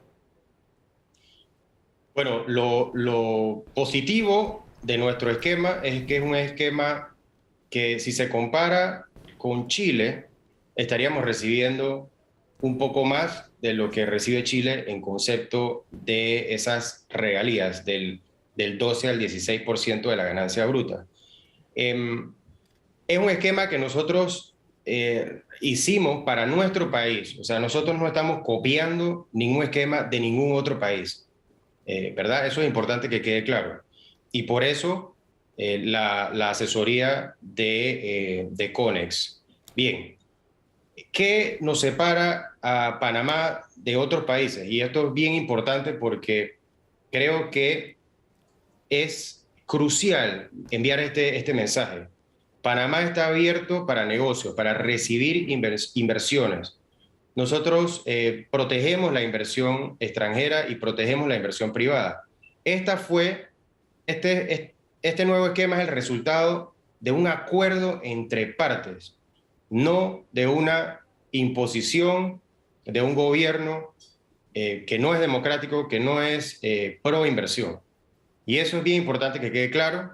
Nuestro país de ahora en adelante ha corregido un esquema que no era beneficioso para nuestro país, y de aquí en adelante podemos marchar en un proyecto que seguramente va a tener un desarrollo importante en las comunidades, en nuestro país, un desarrollo económico y social que nos va a beneficiar a todos los panameños. Y es una negociación que es para el país, no es de esta administración, e incluso las próximas administraciones van a recibir quizás los mayores ingresos que puedan haber por este proyecto. Don Danilo Toro. Y creo que esa parte es importante, la responsabilidad hacia el futuro, la responsabilidad con el país y también la responsabilidad hacia la inversión privada que tanto es necesaria en nuestro país. Don Danilo Toro. En ese mismo renglón en el que usted está, es una enorme responsabilidad hacia el futuro, no solo por el monto de dinero del que usted habló, sino por el periodo de tiempo, 40 años, más lo que ya lleva la empresa en Panamá, fácilmente terminará abarcando a 2 generaciones de panameños, 2 generaciones de técnicos y de profesionales. Su ministerio, su gobierno, el Estado panameño, producirá el recurso humano. ¿Hay algún acuerdo con alguna universidad, universidades como la Universidad Tecnológica de Panamá, para tener ese recurso humano que se requiere en un ámbito en el que Panamá no tiene experticia, no tiene récord, no tiene historial? Eso es una pregunta. Y la otra pregunta, rapidito, señor ministro, Además dos por uno. Además de cobre, si hay oro, ¿qué va a pasar con el oro? Con la misma empresa. Esas dos. Gracias. Muy bien. Parte de lo que nosotros hemos hecho en el Ministerio de Comercio e Industrias, en la Dirección Nacional de Recursos Minerales, es capacitar a nuestro personal, hacer alianzas con países como Chile y Canadá. Hemos firmado acuerdos, recientemente hemos firmado un acuerdo con Chile y las mejores universidades chilenas para capacitar no solo a funcionarios, sino educar a panameños que quieran dedicarse a esta nueva industria, pues esta es una industria que también lo que hace es diversificar un poco nuestra matriz económica. También se ha conversado con la Universidad Tecnológica y hay que tener en cuenta que la empresa también se ha comprometido, en virtud de esta negociación de este contrato, a tener un plan de educación, de capacitación profesional y superior para los panameños. Eso es para darle importante, ministro. oportunidades a la plaza Sí. de empleo para los panameños y que puedan ir creciendo en esta industria. Disculpe que lo interrumpa allí, porque hay que destacar que cuando las operaciones mineras comenzaron, en Panamá no había ingenieros de minas. La propia empresa los ha formado e incluso ya exportamos esa mano de obra, pero se nos está acabando el tiempo. ¿Qué va a pasar con el oro? Bien, este esquema que nosotros hemos planteado es en base a las ganancias brutas de la empresa. Todo el material mineral, metálico, que se exporte, recibe un pago, un ingreso para la empresa. Así que sobre todo el oro, la plata, el molibdeno, el cobre, todo lo que se extraiga de ese yacimiento mineral va a recibir el Estado panameño los ingresos producto de los mismos, porque todo entra dentro de la bolsa de las ganancias de la empresa. Señor ministro, ¿cuándo estará listo el contrato? Si ya hay un borrador, ¿cuándo será llevado a la Asamblea Nacional? Y lo más importante, ¿se cuenta con los votos? Bueno, en estos momentos vamos a tener la etapa de redacción, que ya la hemos adelantado. Estos días hemos puesto ya en papel lo que eran los aspectos ambientales, los aspectos laborales. Ahora vamos a comenzar con los aspectos económicos. Luego tenemos que pasar una consulta pública y los procedimientos, refrendo a la Contraloría y luego pasar a la Asamblea Nacional. Quiero pensar que esto puede estar listo en 2 meses, pero como ya expliqué, esto es para todo el año 2022. Así es que eso es importante saberlo. Para concluir, señor ministro, es la pregunta del $1.000.000. ¿Por qué a Minera Panamá se le trató o se le midió con esta vara con que no se midió a Panama Ports? Panama Ports tenía un contrato que fue renegociado en varias ocasiones y este gobierno no renegoció con Panama Ports. ¿Qué hizo la diferencia? Bien, desde el punto de vista legal, nosotros teníamos una posición en donde cabía una negociación. Sobre el contrato de Panama Ports, el Contralor se manifestó de que habían cumplido con todas las condiciones y se podía renovar. Aún así, se sacó unos buenos provechos para nuestro país en virtud de ese tema legal. Y quiero terminar diciendo que esta negociación de este yacimiento tan importante para nuestro país fue posible gracias al presidente de la República, a su liderazgo, al apoyo que nos dio a todo el equipo negociador a tirar la línea de obtener los mejores beneficios, los justos para nuestro país en virtud de esa explotación de los recursos de nuestro país. Así que agradezco al equipo negociador y al presidente y al vicepresidente por ese apoyo que nos brindó y a la empresa, al final de cuentas, hizo lo correcto y aquí en adelante un mejor futuro para los panameños en virtud de esta nueva industria que le va a dar provecho a nuestro país y sobre todo a los más necesitados. Señor ministro, muchísimas gracias. Queríamos profundizar un poquito más sobre el tema de Panama Ports, pero la musiquita indica que ya se acabó el tiempo. Pero ese será tema que abordaremos al final del programa con Olga de Valdía de Transparencia Internacional. Por lo pronto, vamos a la pausa y de regreso vamos a hablar sobre este año de vacunación. Sí, un año de vacunación, aciertos, desaciertos, ¿Qué retos tenemos por delante? ¿Ya podemos dar los pasos que están dando algunos países de Europa o que por lo menos lo están analizando? Todo eso en segundos con el doctor Javier Nieto aquí en Debate Abierto.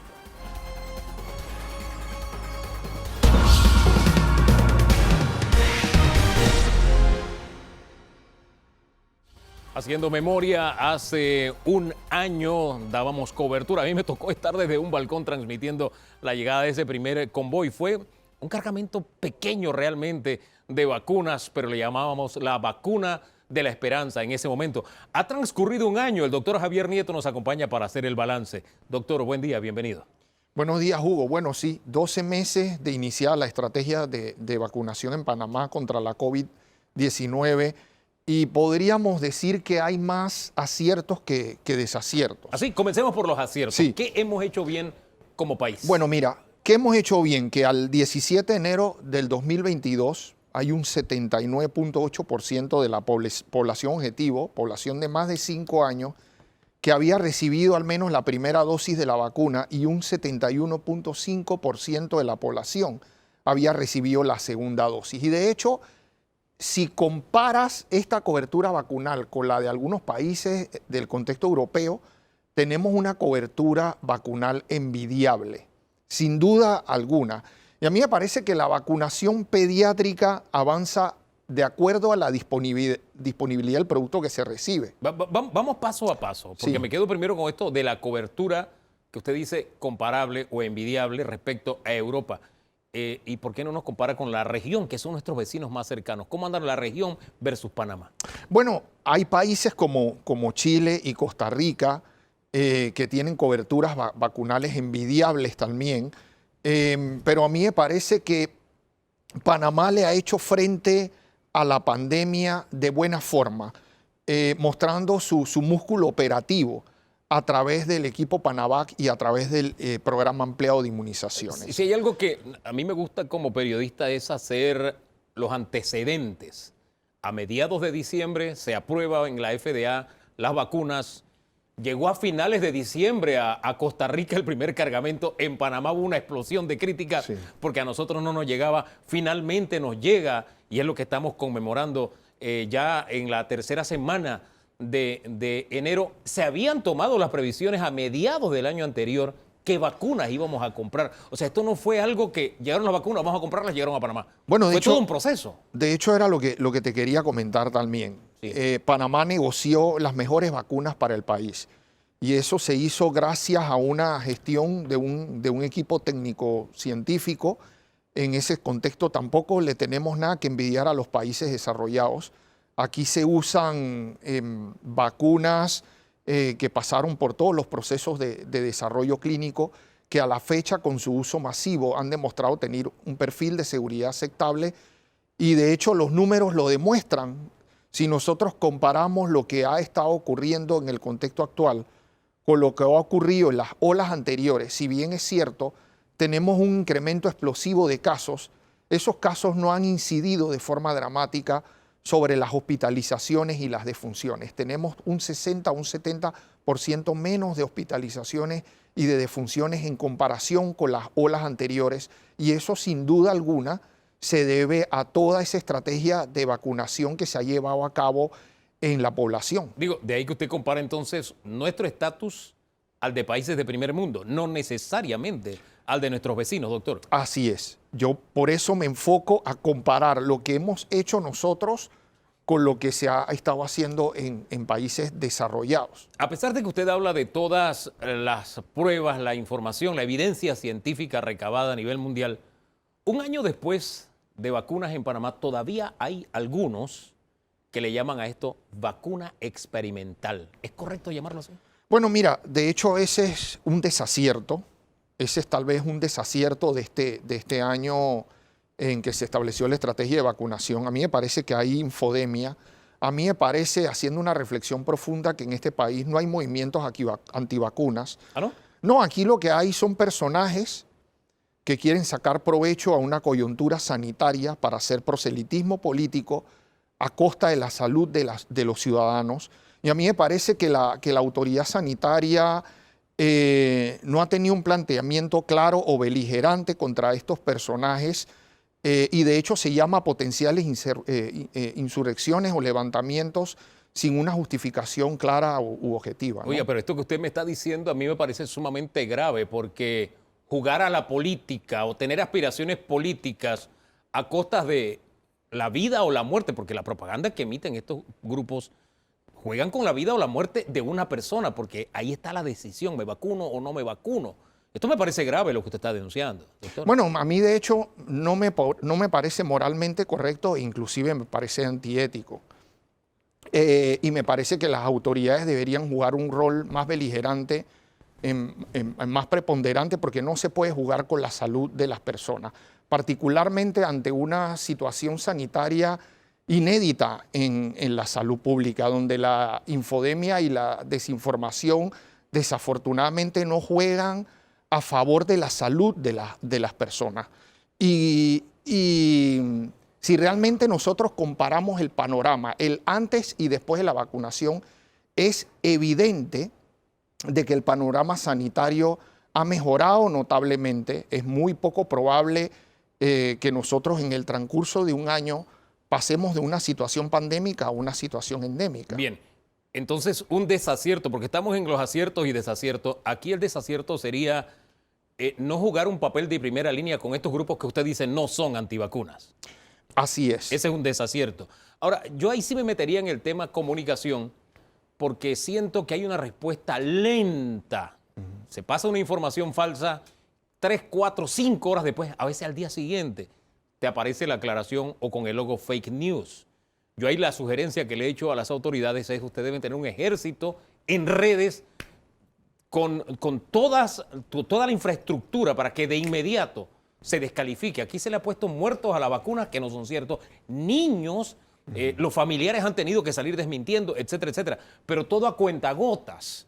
Ahí yo le pondría un desacierto. Yo no sé usted. Sí, yo diría que es un área de mejora en el contexto de que estamos todavía en una etapa de comunicación en crisis y parte de esa comunicación en crisis involucra, como bien dices tú, una respuesta rápida para tratar de rebatir todos estos argumentos realmente que alarman y infunden miedo en la población. O que por lo menos hubiera un sitio de fast check en Panamá para que usted, al momento que reciba la información, usted pueda corroborar si es cierta o si es falsa, no sé. No, y pero buscar el mecanismo. A través inclusive de las redes sociales, a través de las cuentas oficiales del Ministerio de Salud, de la Caja de Seguro Social, porque el retraso en la aclaración de algunos de esos tópicos genera miedo y genera incertidumbre en la población. Hombre, y esto ¿no? es sencillo. Si usted tiene un ejército encargado de eso, los algoritmos enseguida lo ubican de lo que está circulando y usted lo puede aclarar de inmediato. Pero en fin, vamos a otro acierto que podamos haber tenido en este año. No, bueno, de hecho, otro acierto, Hugo, ha sido la sinergia o la alianza con la empresa privada. A mí me parece que inicialmente esa estrategia de contención del virus a través de la docencia de cómo contener el virus jugó un papel importante y aquí yo quiero reconocer el papel que jugó o ha jugado el movimiento Todo Panamá. Inicialmente la estrategia de contención y después en esa alianza público-privada en coordinar con los hospitales privados el convertirlos en centros de vacunación. A mí me parece que eso de alguna u otra forma ayudó o está ayudando a descongestionar las instalaciones de salud, tanto del Ministerio de Salud como de la Caja de Seguro Social. Y me parece que ayuda a alcanzar rápidamente las coberturas vacunales a las cuales aspiramos, ¿no? Ahora, al nivel en que nos encontramos, a propósito de esta sinergia y también de este fenómeno que usted dice que ha logrado que de alguna forma no se descongestione los centros oficiales, ¿verdad? Hay quienes han puesto sobre la mesa, ¿sabe qué? La prueba casera. Si se permite que se importe y el ciudadano tenga la responsabilidad de hacerlo, pues también se descongestiona estas largas filas que tenemos haciéndose hisopado y qué sé yo con Omicron. ¿Usted se decanta por esa salida o no estamos preparados los ciudadanos panameños para hisoparnos nosotros mismos? ¿Por qué no estaríamos preparados los ciudadanos panameños? Aquí las autoridades, la policía sabe manejar muy bien, por ejemplo, estas pruebas para medir el alcohol en el aliento. Las mujeres embarazadas se hacen pruebas rápidas para saber si están embarazadas o no están embarazadas.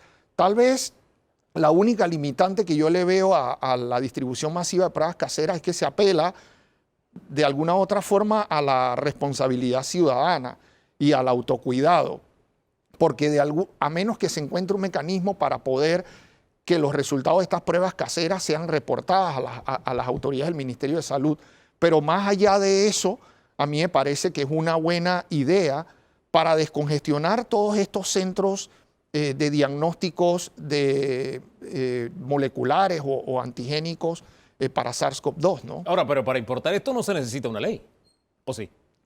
No, a mí me parece que hay regulaciones claras para importar estas pruebas rápidas. Yo no justifico que aquí cada vez que se quiera hacer algo, se inventen hacer una ley. Ahora, hablemos un poquito, no sé si tiene otro acierto o desacierto de comentarnos, doctor, para ir al panorama internacional también de lo que está pasando en este momento, a ver si estamos preparados a dar los pasos. No, la verdad es que realmente me quería básicamente a referir a eso. Tal vez otro de los aciertos es condicionar la vacunación. A mí no me gustaría hablar de que aquí se obliga a las personas a vacunarse. Aquí hay espacio para convencimiento aquí todavía. se condiciona la vacunación, porque de hecho, si usted no quiere vacunarse, usted podría hacerse un hisopado semanal. Y me parece que debería ser a cuenta suya, porque el Estado y la autoridad sanitaria hace una gran inversión en vacunas que se ha podido demostrar que es la estrategia más costo efectiva para prevenir la enfermedad grave y las muertes por el SARS-CoV-2.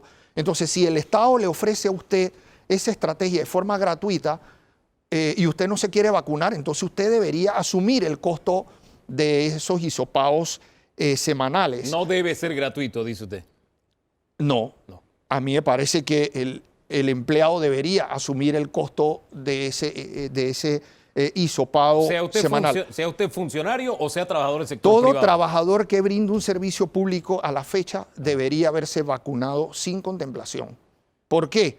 Porque el trabajador o el servidor público tiene que preservar los servicios esenciales que se le ofrecen al Estado. Y aparte de eso, de alguna u otra forma, se mitiga o se minimiza el riesgo de que estos servidores públicos se conviertan en potenciales transmisores de contagio de otras personas, que en este caso somos los usuarios. Mire cómo es el cerebro humano. Usted me sigue hablando y yo sigo pensando en aquello que me dijo de que aquí no hay grupos antivacunas, porque estoy haciendo memoria de que hay gente que está en estos grupos, pero que sí se ha vacunado a propósito, ¿no? Ese elemento es interesante. Vamos a asomarnos al mundo, porque en Europa, principalmente España, el gran debate está en que vamos a tratar esto como una enfermedad endémica, con alertas a la población. ¿Panamá puede ir pensando en lo mismo, como si fuera un resfriado? Sí, a mí me parece que de alguna u otra forma los países tienen que estarse alineando a esa estrategia, sobre todo en el contexto de que en el contexto de tener una variante que es más transmisible y en el contexto de ese incremento de las coberturas vacunales y en el contexto de que la variante se va haciendo endémica, nosotros tenemos que pasar de esa contabilidad de casos diarios y de porcentaje de positividad a circunscribirnos a lo que es el porcentaje de ocupación hospitalaria o números absolutos de hospitalizaciones. Y en esa línea van los países desarrollados, preparándose para cuando a corto y mediano plazo esto pase a ser un virus endémico. Entonces, sin duda alguna, tenemos que adecuarnos sistemas de vigilancia epidemiológica como lo hacíamos para otros virus respiratorios, como el virus de la parainfluenza, el virus respiratorio sincitial, el virus de la influenza. Aquí nunca hemos estado circunscritos a hisopar a la gente para saber si la gente tiene o no influenza, o tiene parainfluenza, o tiene virus respiratorio sincitial. Entonces tenemos que regresar a la epidemiología básica y a mí me parece que los países como España van en esa línea. Ahora bien, España tiene un nivel de vacunación que ya está rozando el 90%. ¿Necesitaríamos nosotros llegar a ese nivel para tomar esa decisión o con el universo que tenemos de vacunados es suficiente? No, a mí me parece que en el contexto actual tenemos que seguir fomentando la mejora en las coberturas vacunales. Sí. Tenemos que seguir enfocados en promover las medidas de contención del virus, en este caso ante la situación epidemiológica actual hay que evitar, por ejemplo, aglomeraciones, eventos masivos, hasta donde pueda ser posible hacer teletrabajo, al menos hasta nosotros estimamos que para mediados de febrero esta es una situación que epidemiológicamente va a mejorar, como ha ocurrido en Sudáfrica, está pasando en el Reino Unido, inclusive en Estados Unidos, donde se ha empezado a ver ya una disminución de contagios, inclusive en el número de hospitalizaciones. Reino Unido, a propósito, ya dice fuera mascarillas, también con un alto nivel de vacunación. Lo uno va casado al otro. ¿Estamos preparados nosotros para dar ese paso o hay que esperar más todavía? Bueno, a mí, la verdad es que las veces que hemos estimado o predecido la dinámica epidemiológica de este virus, siempre de alguna u otra forma nos equivocamos. Pero yo me atrevería a predecir en el contexto actual el fin de la mascarilla para mediados de mayo de este año. ¿En qué se fundamenta? Me fundamento en el contexto de que es muy probable de que para febrero, inclusive antes de iniciado el año escolar, la situación epidemiológica haya mejorado. No hay por qué creer que eso no vaya a ocurrir en el país, sobre todo si tomamos en cuenta lo que ha ocurrido en otros escenarios geográficos, lo que ha ocurrido en Sudáfrica, lo que ha ocurrido en el Reino Unido, lo que está pasando en Estados Unidos. Y eso en el contexto de que esta variante se mantenga y se haga endémica y no tengamos la emergencia de alguna otra variante del SARS-CoV-2, porque ese es el otro escenario y es lo que podría ocurrir. Mientras haya poblaciones no vacunadas y no necesariamente en el contexto geográfico de nosotros, sino en otros contextos geográficos donde no hay buenas coberturas vacunales, ese va a ser siempre un riesgo latente, la posibilidad de que el virus mute y surjan nuevas variantes. Doctor, cuando hacemos el balance de este año también es importante decir que en las primeras semanas, yo recuerdo cómo alguien que caía, venía la desesperanza, podía morir, iba a UCI, qué sé yo, y le daban cualquier cosa, cualquier cosa. La verdad es que los médicos estaban casi a ciegas, recibían reportes allá en China o en Vietnam están usando X cosas, parece que funciona. Y la gente decía, póngamelo, porque había desesperación. Un año después tenemos antivirales, ya Panamá va a comenzar a importar. Esos detalles son importantes también un año después, doctor. No, sí, por supuesto. La ciencia ha avanzado tanto que este año, como bien has dicho tú, tenemos disponibilidad de antivirales que administrados en etapas tempranas van a reducir el riesgo de hospitalizaciones y fallecimientos, particularmente para los grupos de riesgo. Debemos sentirnos orgullosos también por el hecho de que estos son los mismos medicamentos que se usan en países de primer mundo, el Paxlovid y el Molnupiravir, que han demostrado reducir las hospitalizaciones y la progresión de enfermedad grave en Doctor, pacientes. Escuchar esto que usted nos dice haciendo este balance en un país donde a veces hablamos mal de nosotros mismos. Por ejemplo, las llegadas impuntuales es la hora panameña, ¿no? En Panamá hay gente muy puntual. Algunos son impuntuales. Y decimos, no, es que así lo hacemos los panameños. El panameño es cochino. No. Usted es cochino. La mayoría de los panameños ponemos la basura en su lugar. El punto al que quiero ir es que cuando escuchamos esas corrientes y usted viene y nos compara en este momento, un año después, que nos encontramos a ese nivel de compararnos con países de primer mundo, en los logros que hemos decidido al vacunarnos, la mayoría de los panameños, eso nos lo llena de ánimo y de optimismo. Gracias, doctor, por haber estado esta mañana. Por supuesto. Muchas gracias, Juan. Gracias, doctor, siempre por su orientación. Se nos quedó la vacunación infantil en el tintero, por aquel tiempo se nos fue entretenido. Gracias, me acabo de acordar. Vamos a la pausa. En segundos regresamos porque hay otro aniversario, pero en este caso, como dice el tango, 20 años. 20 años no es nada, dice. ¿De verdad no será nada en la lucha contra la corrupción? Olga de Ovaldía, de Transparencia Internacional, nos acompaña. 20 años de ley de transparencia en Panamá.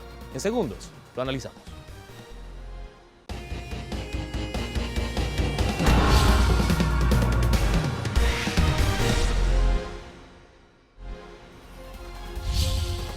Bien, y cerramos debate abierto hoy hablando sobre los 20 años de ley de transparencia en Panamá. Desde el año 2002 tenemos ley de transparencia que hemos alcanzado, qué retos tenemos por delante. Todo eso en segundos con Olga de Ovaldía, que está ya con nosotros. Ella representa la Fundación para el Desarrollo de la Libertad Ciudadana, Transparencia Internacional, capítulo de Panamá. Olga, ¿qué tal? Buen día. Hola, buenos días. Muchas gracias por la oportunidad de la entrevista.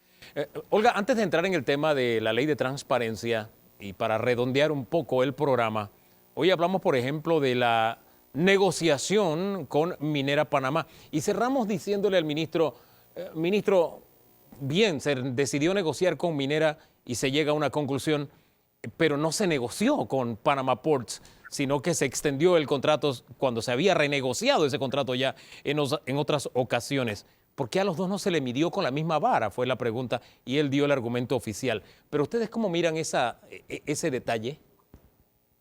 Bueno, en ambos casos hay un tema básico de transparencia proactiva del Estado. Y que en el marco de la ley de transparencia, de los 20 años de la ley de transparencia, desde que se convirtió en ley de la República, creo que es muy importante ver estos casos que se han estado dando, especialmente desde el inicio de la pandemia, aunque ya veníamos con un problema por parte de las autoridades gubernamentales, de una falta de transparencia proactiva y una actitud hacia la transparencia que es hacia menos y no hacia más. Mientras en el mundo y en la región el estándar de transparencia ha aumentado. Creo que es bien importante entender también que todo lo que rodeó el contrato de Panama Ports estuvo realmente teñido por la opacidad en todo sentido, e inclusive posteriormente con todo el trabajo que hicieron los medios para tratar de deslindar responsabilidades. Ahí hay cosas que todavía no se han transparentado. Y es una medida de muchos otros casos o múltiples casos que se han dado en estos últimos 2 años de opacidad por parte del Estado cuando la ley de transparencia les obliga a transparentar esos datos.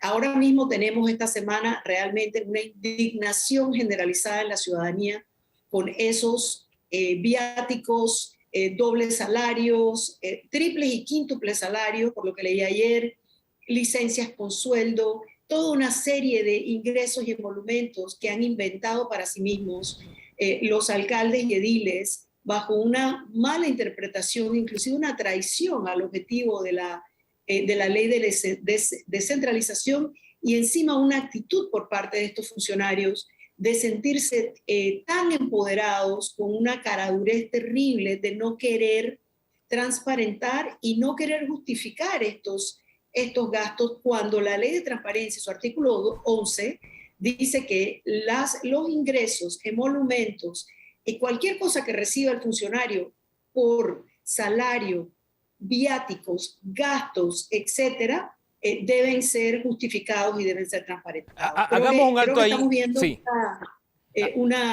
un patrón de conducta que en este aniversario de la ley nos lleva a analizar cómo ha cambiado la gestión pública, la transparencia en la gestión pública y qué nos falta por hacer. Hagamos un alto ahí con esto de la exigencia de transparentar los ingresos, los emolumentos que recibe un funcionario. Porque esta semana, como usted bien dice, estuvo asignada por este tema de los gastos de representación, movilización, etcétera. Y me llamó la atención que el alcalde de Panamá dijo que la ley a él no lo obliga a presentar informes sobre en qué gasta el dinero que recibe para movilización, pero usted me dice lo contrario. Sí, tristemente, las leyes valen tanto como el cumplimiento de las mismas y acuérdate que el poder en general, para que rinda cuentas hay que presionarlo. Y las herramientas para que rinda cuentas desde la ley de transparencia son 3 y que son cosas distintas que generalmente se confunde y se cree que son las mismas, pero no son las mismas. Una de ellas es el acceso a la información pública, otra es la transparencia misma, es decir, la transparencia proactiva, lo que está publicado, y otra es la rendición de cuentas. En este caso, el alcalde se está negando a rendir cuentas sobre unos gastos y que la propia ley declara como de transparencia activa, porque el artículo 11 de la ley de transparencia dice que es de dominio público y debe ser conocido todos estos gastos o usos de recursos que van destinados a la remuneración de los funcionarios.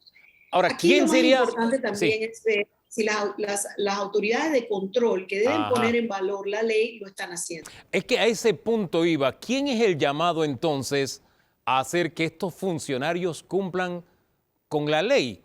porque de pronto se han enfocado los cañones hacia Contraloría, pero le toca a Contraloría, le toca a otro funcionario. ¿Quién podrá defendernos, como decía Chespirito? Hay una multiplicidad de entes que están, en teoría, supuestos a ser los entes que llevan estos controles. Primero, la propia institución y su deber de transparencia, pero por otro lado está la Contraloría, por otro lado está la ANTAI, y por otro lado, cuando hay mal uso de los fondos, tiene que entrar el tema de las responsabilidades administrativas y penales que correspondan. Entonces, creo que es muy importante que veamos que este es un caso entre muchos que se han ido dando. Otro caso que ha estado en los medios y que es muy importante por el número de recursos del que estamos hablando.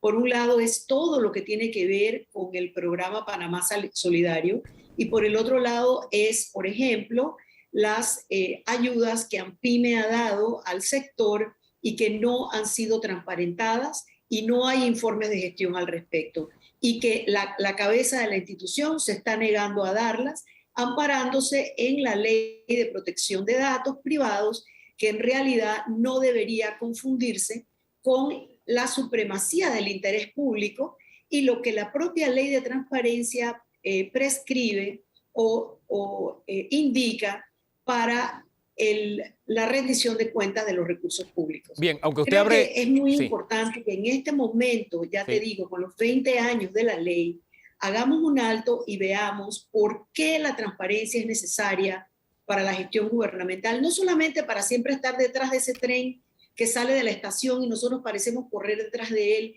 cuando ya ha sido un acto de corrupción, sino para prevenirlos y para mejorar el sistema democrático y acabar con las inequidades del país. Mire, aunque usted abrió el panorama a otros casos, yo quisiera redondear lo del programa para entrar en los 20 años y hacer dos citas y conocer su evaluación. Uno de los entes que usted mencionó es Contraloría, pero el Contralor dijo que los alcaldes y representantes tienen derecho a ganar bien. Esa es la ley y hay que cumplirla. Y dos, que el alcalde de Colón esta semana dijo que el que no camina no se reelige, hablando de los gastos de movilización. Uno entendería que es que se está utilizando este dinero para proselitismo, primero. Y segundo, dijo hace unos minutos en este programa que ese dinero él lo usa para comprarle comida a la gente que lo acompaña en giras o a responder a problemas puntuales que se le encuentra cuando va a la comunidad. Ese es el uso de ese dinero y también de lo que dijo el Contralor, su punto de vista. Mira, en primer lugar, es muy difícil saber cuál es el uso real de un dinero si no hay una verdadera rendición de cuentas, si no hay un verdadero audito de gestiones y no hay una verdadera justificación y reporte técnico de cómo se usaron los recursos. Lastimosamente, en toda la descripción que has dado, se pinta de colores los cuadros clientelares que son una forma de corrupción política que están dominando la forma de hacer política en el país. También es importante ver la cantidad de dinero del que estamos hablando, frente a una situación donde parece haber un doble gasto, porque todos estos, o la mayoría de estos funcionarios también tienen en sus entidades vehículos, estipendios de gasolina, choferes, y utilizan los ingresos que reportan a sí mismos como viáticos, como si fuera un ingreso adicional. Pero si las entidades que están supuestas a llevar ese control no lo exigen, y no lo exigen por una decisión que parece ser política, porque la ley lo ampara a la Contraloría para que haga todos los controles pre y post que sean necesarios para garantizar el uso correcto de los fondos públicos. Nuevamente, sí, estas declaraciones del alcalde Ely generan hasta un humor negro cuando uno las escucha, porque lo que generan es una declaración de parte que pareciera inclusive necesitar entonces que haya otras acciones de investigación de uso de los fondos públicos cuando se admite de esta forma, con una desfachatez sorprendente, que los mismos están siendo utilizados para proselitismo político, que es uno de los delitos electorales. Entonces, ¿de qué estamos hablando? Estamos hablando que decisiones que deben ser técnicas, administrativas, del buen uso de la cosa pública, pasan a ser reemplazadas por decisiones de naturaleza política.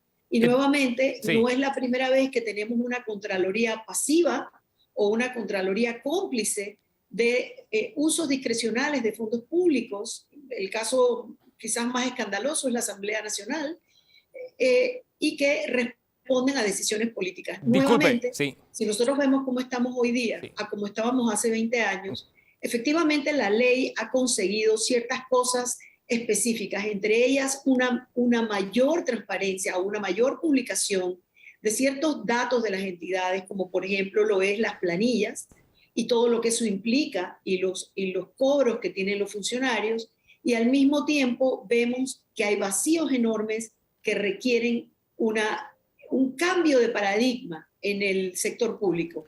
Dejar de publicar, dejar de ver la transparencia como la transparencia pasiva, doy la información cuando me la piden, si no me la piden no la doy, a que pase a ser una transparencia activa con un principio de máxima publicidad, que es el principio que hoy está integrado, por ejemplo, en la nueva ley modelo de transparencia y acceso a la información pública 2.0 de la OEA, que es un modelo importante a mirar y a seguir para el día que logremos actualizar la ley de transparencia. Bien, a ese punto iba. Usted habló de que se da la información cuando se presiona, pero a veces se presiona y la respuesta es, no, yo no tengo que dar la información. En ese nivel nos encontramos 20 años después. Esta ley, cuando surgió, recuerdo que se habló que era de vanguardia en la región, pero ya usted nos habla que es necesario tener una nueva ley.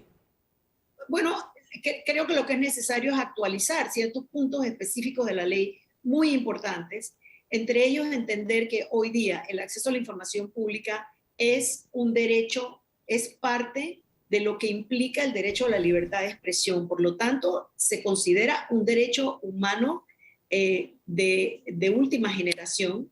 La transparencia en la gestión pública ha probado tener una relación directa con el acceso efectivo de las poblaciones más vulnerables a los servicios del Estado que debe prestar el Estado, también a la confianza ciudadana dentro del modelo democrático. Creo que también tenemos que hacer una actualización de cuáles son las diferencias y cuándo se aplica y cuándo no, con la ley de privacidad de datos, que nunca su intención fue que pudiera utilizarse como excusa para mantener opaca información que es de naturaleza pública y en la cual priva la primacía del interés público y la protección de los derechos humanos, por ejemplo.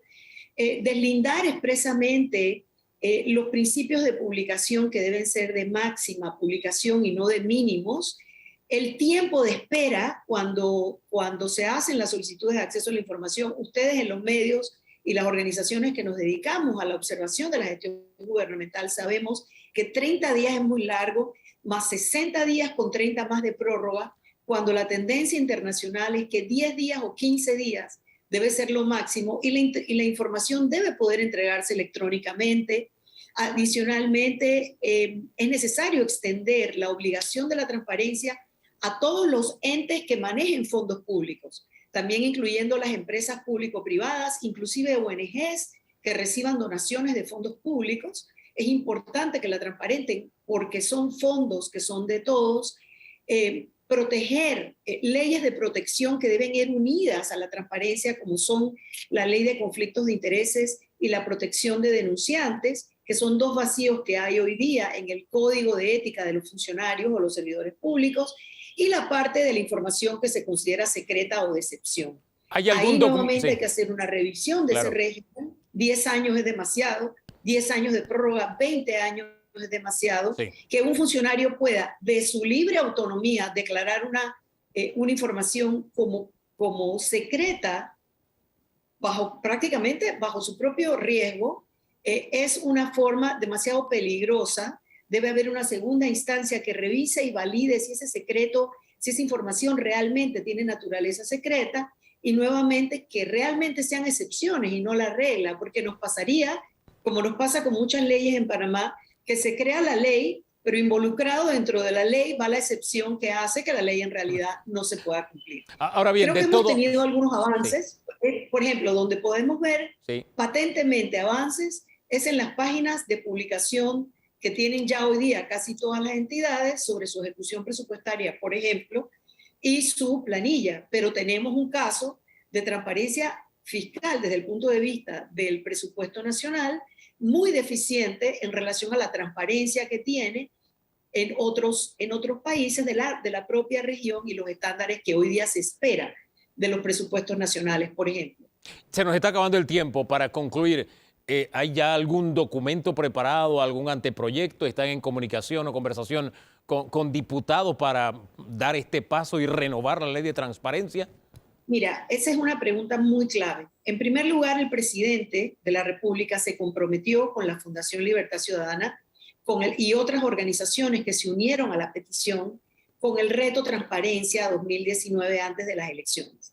En ese reto había un compromiso por parte del presidente de pasar una serie de leyes que mejoraran el entorno para la lucha contra la corrupción, es decir, en pro de la transparencia. La realidad es que esa es una deuda, no se ha cumplido. En el año 2020, cuando iniciaba la pandemia, la ANTAI publicó una convocatoria pública electrónica para hacer una consulta sobre una posible reforma a la ley de transparencia y a la ley de la propia ANTAI, porque también hay que ver que la ley de ANTAI debe ser revisada y recordar que la institución solo se crea en el 2013, es decir, 11 años después que la ley de transparencia ya existía. Su aplicación ha sido gradual, eso es importante entenderlo, y debemos ir caminar hacia más transparencia que genera más democracia y no menos. Habiendo dicho eso, estamos en un momento político álgido. De la ciudadanía es clara la falta de confianza en los órganos del Estado, especialmente el órgano legislativo. Tenemos distintas encuestas, nosotros mismos hicimos una en el 2019, que se llama el Barómetro de la Pequeña Corrupción, que mostraba que 69% de la población no confiaba en la Asamblea Nacional.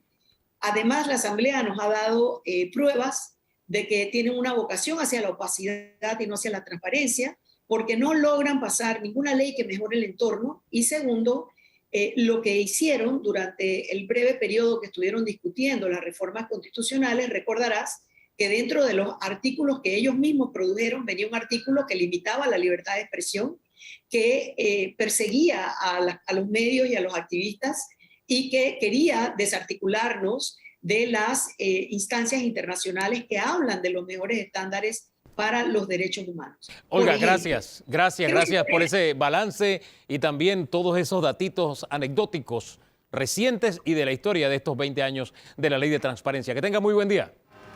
Gracias. Olga de Valdía, Transparencia Internacional. Con ella concluimos. Gracias por la sintonía. El próximo domingo, primero Dios, volvemos a estar juntos otra vez. De aquí entonces hacemos el esfuerzo y nos seguimos regalando el mejor fin de semana de nuestras vidas. ¿Le parece? Bendiciones.